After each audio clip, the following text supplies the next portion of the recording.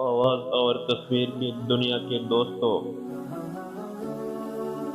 حضرت علی رضی اللہ عنہ نے اپنے بیٹے امام حسن سے ایک نصیحت کی تھی کہ سب سے بڑا مالدار شخص وہ ہے جو عقل مند ہو، اور سب سے زیادہ مفلس وہ ہے جو احمق ہو۔ عبادت میں سستی کا پیدا ہونا معیشت میں تنگی کا ہونا ہے۔ احمقوں کی صحبت سے پرہیز کرو، وہ چاہتا تو ہے کہ تمہیں نفع پہنچائے لیکن نقصان پہنچاتا ہے۔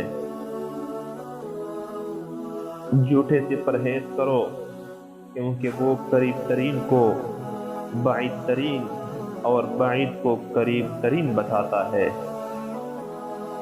بخیل سے پرہیز کرو کیونکہ وہ تم سے وہ چیز چڑا دے گا جس کی تم کو سخت محتاجی ہو اور احتیاج ہو۔ دنیا اور آخرت میں تمام نیکیوں کی جڑ خوف الہی ہے،